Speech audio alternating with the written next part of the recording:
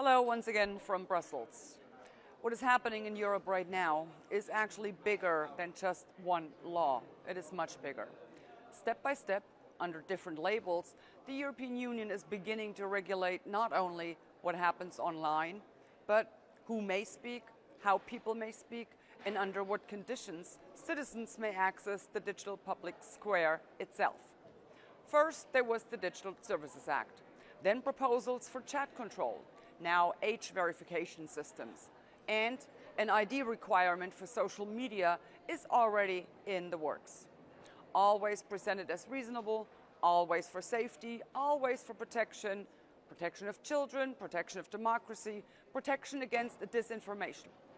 But every generation in history has heard the same argument. Give us more control and we will keep you safe. That's a lie. The internet was once the freest public space in human history. Messy? Yes. Sometimes unpleasant? Of course. But it was free.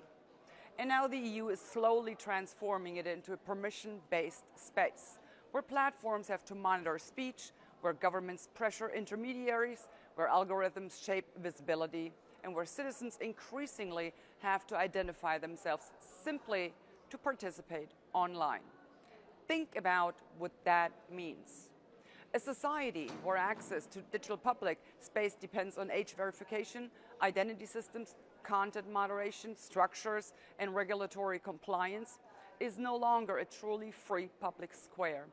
It becomes managed speech, managed visibility, managed participation. And once such systems exist, they never remain limited to their original purpose. It's the slippery slope. Today, protect the children. Tomorrow, protect democracy. The day after, protect social cohesion, or whatever they come up with next.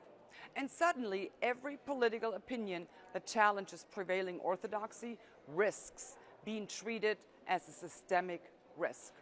This is the real danger, not one single law, but the architecture being built piece by piece. A society where anonymous participation disappears, where private communication is weakened, where online platforms increasingly act under political pressure, and where unelected bureaucrat structures define the boundaries of acceptable digital behavior. Europe should defend free citizens and not digitally supervise them.